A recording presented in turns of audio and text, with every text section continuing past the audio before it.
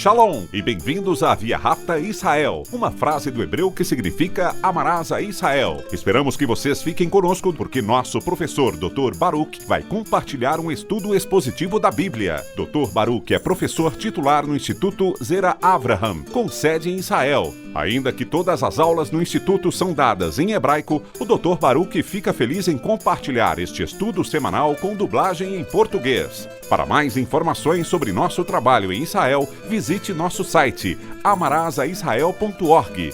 Fiquem agora com o Dr. Baruch e a aula de hoje.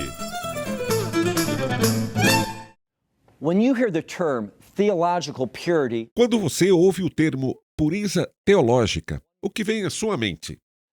A melhor resposta é uma palavra: verdade. Precisamos conhecer a verdade porque a verdade nos libertará. A verdade trará mudanças em nossa vida. Ela nos tornará mais do que vencedores. Agora, pegue sua Bíblia e olhe comigo no livro do Apocalipse, capítulo 3. Repetindo, Apocalipse, capítulo 3. Nós estudamos sobre as 7 igrejas da Ásia Menor e vimos que Deus tem uma mensagem específica para cada uma delas. Porém, essas mensagens são apropriadas a todos os crentes. Essas mensagens nos ajudam a nos preparar para os últimos dias, para que possamos viver e ter um testemunho que glorifique a Deus, que o agrade e possa ter impacto sobre outros crentes. É por isso que conhecer a verdade é tão importante. Assim, olhe comigo no versículo 1 do capítulo 3.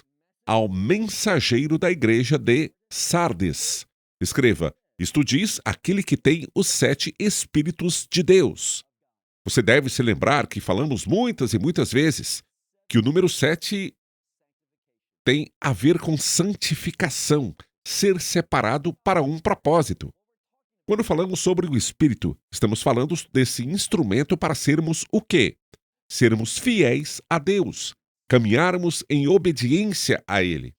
O que está sendo dito aqui é que Ele é aquele que tem os 7 Espíritos de Deus, a perfeição, o poder, o próprio Espírito de Deus para trazer ordem justa em nossa vida, para que possamos ser fiéis às coisas de Deus.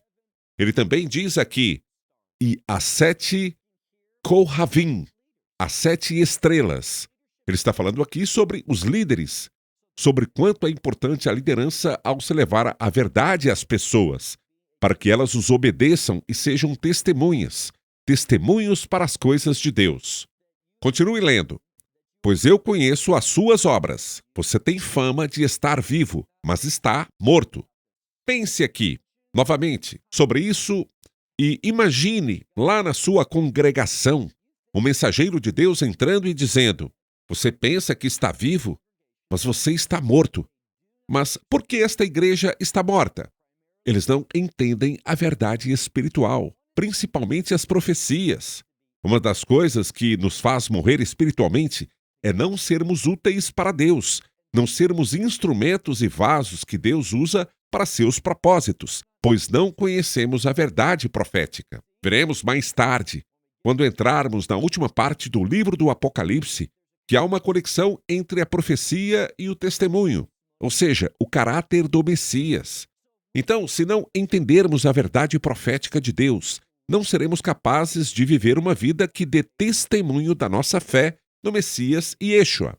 Novamente, ele diz aqui: eu sei que você tem fama de estar vivo, mas você está morto. Então, qual é a solução? Veja o versículo 2. Esta palavra no versículo 2 é importante porque vemos o Messias utilizá-la da mesma forma em seu ensino sobre os últimos dias. Ou seja, quando o Messias profetiza sobre os últimos dias, na minha forma de ver, essa palavra significa estar atento, mas também é uma palavra de advertência, sendo tantas vezes traduzida como cuidado, tome cuidado, seja corajoso, ou simplesmente esteja atento. Então podemos nos perguntar: será que estou realmente atento às coisas de Deus? Sou capaz de perceber a realidade segundo a perspectiva de Deus? Reconheço os sinais que Deus dá profeticamente para que eu possa me colocar em uma postura obediente? Bem, vamos ver aqui o que ele diz. Esteja atento, fortaleça aquilo que o quê?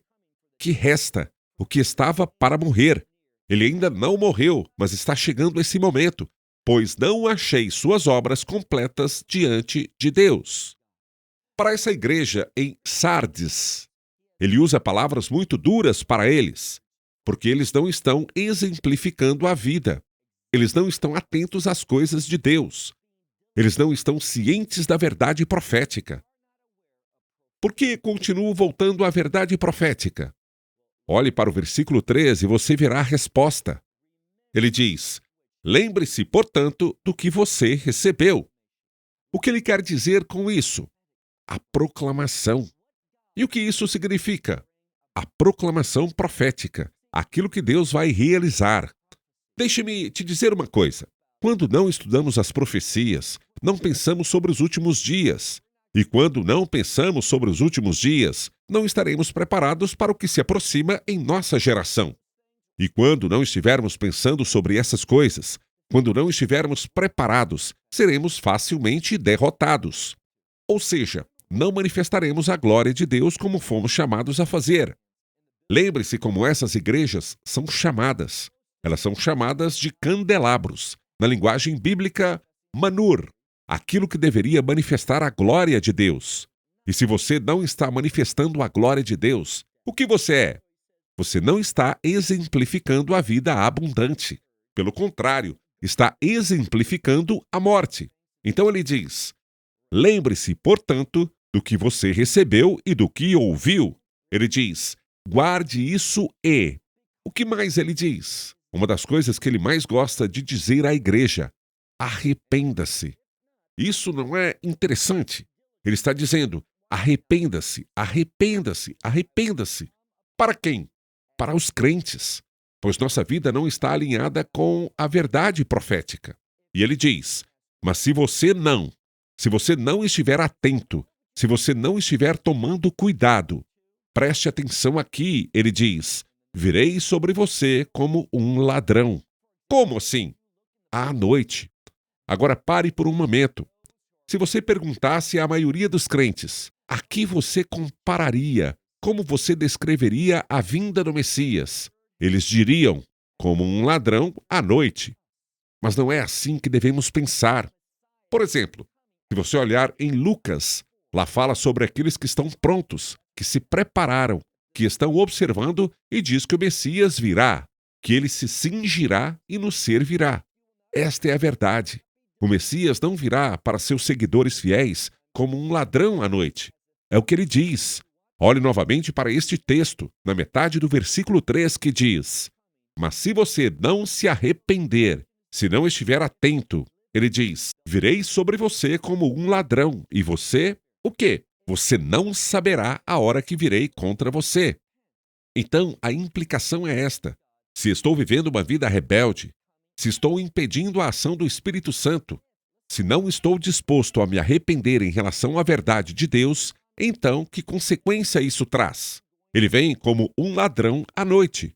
Mas, ouça, se estou me arrependendo, se estou respondendo à verdade, então o quê? Estarei atento a esse tempo. Estarei consciente da proximidade. E você então me pergunta se posso te mostrar isso em outra passagem. Sim, eu posso. Por favor, abra o livro de 1 Tessalonicenses, capítulo 5. Nesta passagem da Escritura, Paulo está falando e também está abordando sobre os últimos dias. Na verdade, em muitos lugares, tanto na primeira quanto na segunda carta aos Coríntios, ele fala sobre os últimos dias. Mas eu quero que você olhe para o versículo 5. 1 Tessalonicenses, capítulo 5. Observe o que ele diz. Ele está falando aqui sobre os últimos dias. E como eu disse, ele está falando sobre o que vai acontecer. Deixe-me encontrar o ponto. Pronto, já achei. Ele diz aqui, olhe no versículo 1, sobre os tempos e as estações, duas coisas específicas. Por que ele diz isso? Muito simples. Porque virão as dores do parto, os sinais que prepararão o mundo para os acontecimentos nos últimos dias. Então olhamos aqui que diz, sobre os tempos e as estações, não há necessidade que eu escreva a vocês, meus irmãos. Por que ele diz isso? Ele diz porque já foi escrito. Os profetas já revelaram essas coisas ao povo. Ele diz aqui, olhem novamente, por favor, no versículo 4. E eu quero te dizer da forma certa. Ele diz no versículo 4, mas vocês, irmãos, não estão em trevas, para que este dia, ou seja, este tempo, os surpreenda como o quê? Um ladrão. Vou repetir. Ele diz, mas vocês, irmãos, não estão em trevas, para que este dia os surpreenda como um ladrão. Por quê? Versículo 5, ele diz, porque todos vocês são filhos da luz, e como filhos da luz, filhos do dia. Então ele apresenta uma verdade muito importante, que é a seguinte, assim como vemos em Apocalipse 3, e retornaremos a esse ponto, aqueles que estão atentos às coisas de Deus, que obedecem a Ele. Deixe-me dar um exemplo do que estou falando. Muitas vezes, se você perguntasse a alguém o seguinte, os últimos dias são comparados a quê? Você sabe o que as pessoas diriam? A época de Noé. Lembre-se do que a Escritura diz sobre a época de Noé. Bem na hora que chegaram as águas do dilúvio, as pessoas estavam se casando e sendo dadas em casamento, certo? Mas com Noé não foi assim. Noé sabia quando as águas do dilúvio viriam? Sim, ele sabia. Por que eu digo isso? Se você olhar para o livro de Gênesis, no capítulo 6, você encontra escrito 7 dias antes. E o que significa o número 7? Santificação, ser separado. 7 dias antes das águas do dilúvio virem, Deus falou com Noé. Ele não soube 8 dias antes. Ele não soube um mês antes, um ano antes. Porém, 7 dias antes, Deus falou com Noé e disse, leva sua família. Quantos eram no total? 8. Por quê? 8 é o número do novo. 8 é o número da redenção. Deus disse, leve sua família, essas 8 almas, e entrem na arca. Os animais já estavam lá. Ele continuou, em 7 dias as águas do dilúvio virão. Embora as águas do dilúvio tenham surpreendido o mundo, quem não foi levado por elas? Elas não levaram Noé e sua família. Da mesma forma, nos últimos dias, saberemos com base nos sinais, nas estações, o que está acontecendo. Saberemos do retorno do Messias. Aqui estou me referindo ao arrebatamento. Saberemos que está próximo, mas saberemos o dia ou a hora? A Bíblia diz que ninguém saberá, mas saberemos a estação? Saberemos o tempo que está próximo? Sim, saberemos. Agora, vamos voltar para Apocalipse 3. Observando novamente o versículo 3, ele diz, lembre-se do que você recebeu e ouviu, que é a verdade profética. Guarde isso e arrependa-se. Mas se você não fizer isso, se você não estiver atento, o contexto é, então eu virei sobre você como um ladrão. E como consequência disso, você não saberá a que hora eu virei contra você. O versículo 4 diz, também há alguns em Sardes. Há algumas pessoas profeticamente experientes, algumas que estão sendo preparadas. E continua, mas há alguns aqui que não fizeram o quê? Não lavaram as suas vestes e, portanto, não estarão prontos. Na metade do versículo 4 diz que andem comigo com vestes limpas. Por quê? Ele diz que eles estariam prontos. Literalmente, a palavra é dignos, pois são dignos. Então, do que ele está falando aqui em toda a mensagem? Muito simples. Ele está dizendo às pessoas, vocês precisam estar atentos. Vocês precisam responder à verdade bíblica. Vocês precisam conhecer os sinais proféticos do tempo de Deus para que possam estar prontos e se posicionar de maneira digna. Assim, deixe-me fazer uma pergunta muito importante hoje. Você está preparado para as mudanças que Deus promete que aconteceriam? Por exemplo, em 1 Tessalonicenses 5, o que lemos há alguns minutos, ele fala exatamente como o Messias falou sobre os últimos dias como sendo o quê? As dores de parto da mulher. O que eu quero que você entenda é que essas dores de parto são sinais. Essas dores de parto nos dizem o que vai acontecer. E a chave é esta. Quando uma mulher entra em trabalho de parto, ela faz o quê? Ela se prepara. Vai ao hospital, por exemplo, quando as coisas começam a acontecer. Nada disso acontece antes. Dessa mesma forma, quando começamos a ver essas coisas acontecerem, do que precisamos? Precisamos responder. E aqui está a verdade bíblica. Ouça bem, se não nos prepararmos para essa resposta, não seremos capazes de fazer isso.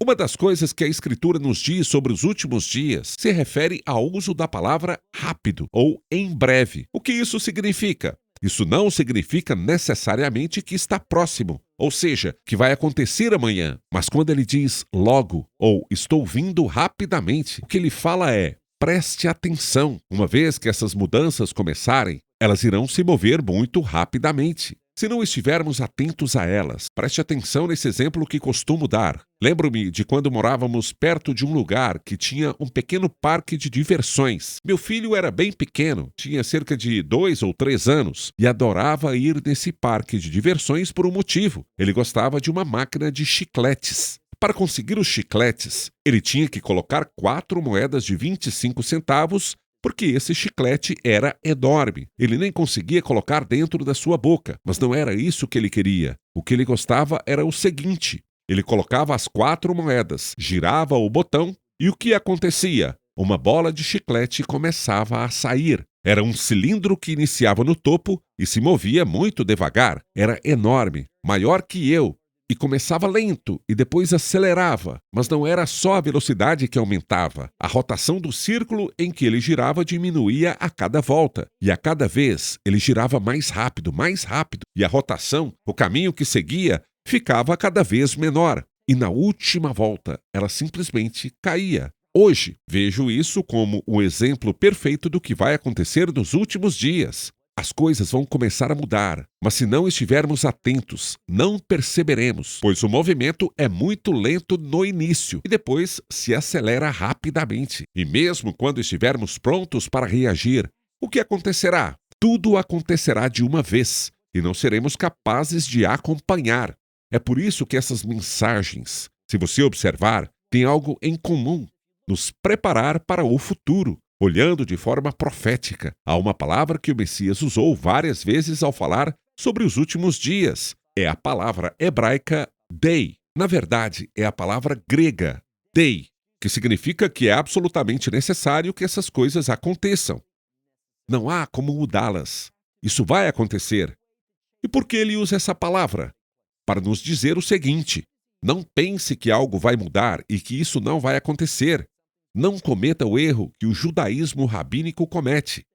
É isso que os rabinos ensinam. Quando os rabinos olham para as profecias, eles veem cenários diferentes.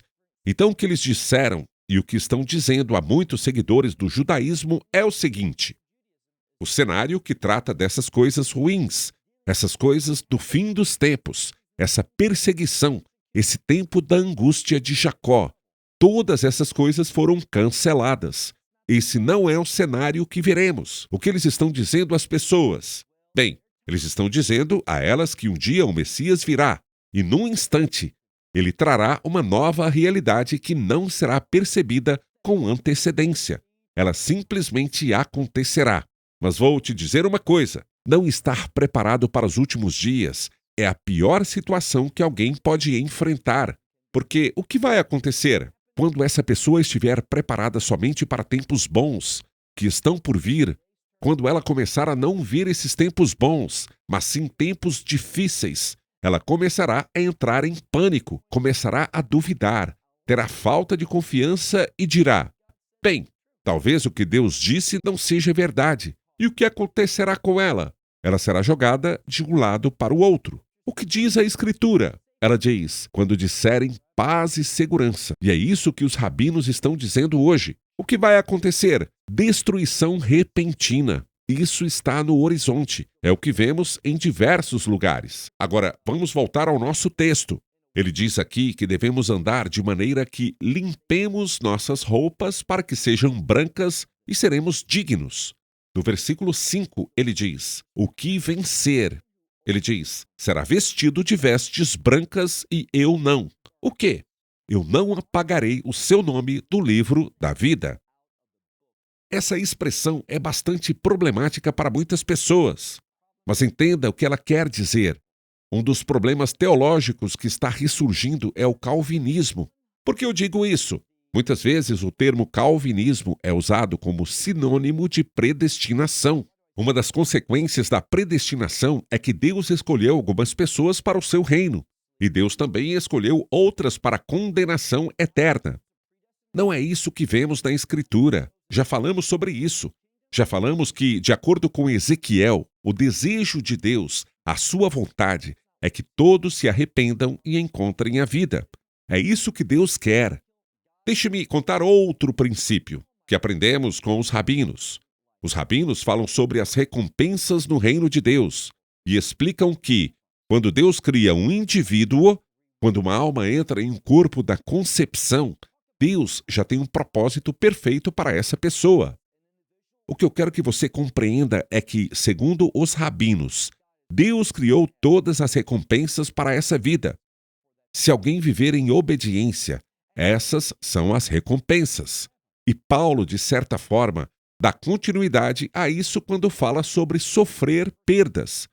Veja só, todas as vezes na minha vida que eu me rebelo, que eu peco, que eu impeço a ação do Espírito Santo, que eu vou para a esquerda quando Deus diz para eu ir para a direita, quando eu vou para trás quando Ele diz para ir para frente. O que acontece? Eu sofro uma perda. Agora, o que isso mostra? A fidelidade de Deus. Ele já preparou tudo, mas depende de mim se eu vou obedecer e receber, ou se vou me rebelar e sofrer perdas. Mas por que eu estou dizendo isso? Olhe a passagem novamente. Ele diz no versículo 5, o que vencer será vestido com vestes brancas.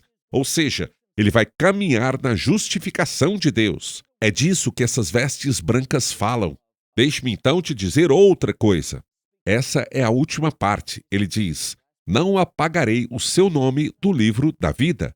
É isso que a passagem está dizendo. A Escritura não diz que, quando uma pessoa é salva, ela encontra seu nome escrito no livro da vida. Pelo contrário, Deus coloca o nome de todas as pessoas no livro da vida. Mas quando rejeitamos o Messias, o que acontece? O nome é apagado. E é disso que essa passagem trata. Vestes brancas são sinônimos do quê? De justificação. Eu não me prendo a essas vestes brancas. O que acontece? Nós veremos em Apocalipse 7 que foi dado a cada um uma veste branca para vestir. Por que razão? Para justificação pela obra do Messias. Então, essas pessoas que rejeitam o Evangelho, que se rebelam contra a graça de Deus, o que acontece? Deus vai marcar seus nomes. Por quê? Estamos nos adiantando, mas novamente há aquele grande trono branco do julgamento. E o que vai acontecer? Eles vão diante desse trono do julgamento e serão julgados de acordo com suas ações. A questão é, suas ações são suficientes para entrar no reino de Deus? Qual será a resposta? Não, não será. São os livros, diz ele. Serão abertos os livros que contêm os registros de cada ação, cada pensamento e cada palavra de cada indivíduo. E cada pessoa que estiver no grande trono branco do julgamento terá suas obras julgadas como inadequadas, insuficientes e estarão perdidas. A pergunta que surge é: será que há outra forma de entrar no reino de Deus? Haverá outro livro. A Escritura diz que será aberto. E esse é o livro da vida do Cordeiro. E eles vão procurar para ver se seus nomes estão lá. O que acontece? A verdade é esta. Estava lá porque o Messias deseja que todos venham à salvação. Mas se uma pessoa, Deus nos livre, rejeita isso, qual é a consequência de rejeitar o Evangelho? O que acontecerá com seu nome? Seus nomes serão apagados do livro do quê? Da vida. Mais à frente, descobrimos que o livro da vida é chamado de livro da vida do Cordeiro. Ou seja, aquelas pessoas cujos nomes estarão lá permanentemente, que não foram apagados, são aqueles que conhecem o Cordeiro. O que isso significa? O termo Cordeiro é sinônimo de Páscoa. Páscoa é sinônimo de quê? De Festival da Páscoa, ou seja, a redenção. Aqueles cujos nomes estarão no livro da vida do Cordeiro são aqueles que experimentaram a redenção do Messias e Yeshua. e já vamos encerrando. Olhe novamente, ele diz: e confessarei o seu nome diante de meu Pai. Veja bem, aqueles que têm um relacionamento com o Messias, o melhor resultado desse relacionamento é esse.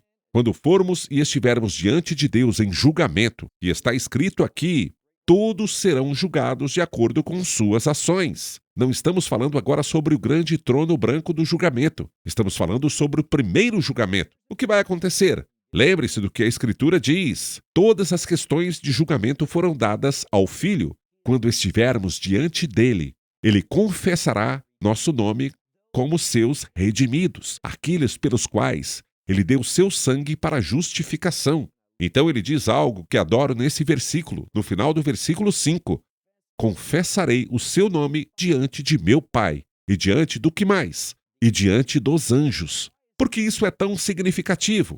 Pense sobre justificação, salvação e os anjos. Estou pensando sobre o livro de Lucas, que fala sobre a alegria no céu por uma pessoa que se arrependa, que vem à fé no Messias Yeshua. O quanto os anjos do céu irão se alegrar. É disso que está falando. Quando o Messias confessar o seu nome diante de Deus, seu Pai, e diante dos anjos, o que os anjos farão? Eles irão se alegrar. Versículo 6. Quem tem ouvidos, ouça o que o Espírito diz. A quem? Às igrejas. Repetindo, essa mensagem não é apenas para esta igreja e mais ninguém. Nem é essa mensagem apropriada para uma certa dispensação de tempo. Não, essas mensagens são apropriadas para todos os crentes em todos os tempos. Elas são a chave e estão sendo preparados para os últimos dias. Oro para que estas mensagens toquem nossos corações, para que respondamos em obediência e estejamos preparados para os últimos dias. So that we would be ready for the last days. Esperamos que você tenha desfrutado da aula de hoje e que possa compartilhá-la com outros. Te convidamos a participar e nos acompanhar a cada semana, a esta hora e por este canal, em mais um episódio de Amarás a Israel. Para mais informações em português, visite amarasaisrael.org, onde encontrará muitos outros estudos realizados pelo Dr. Baruch. Até a próxima semana. Que Deus, nosso Messias Yeshua, nosso Senhor Jesus Cristo, te abençoe durante a sua caminhada com Ele. Shalom, desde Israel.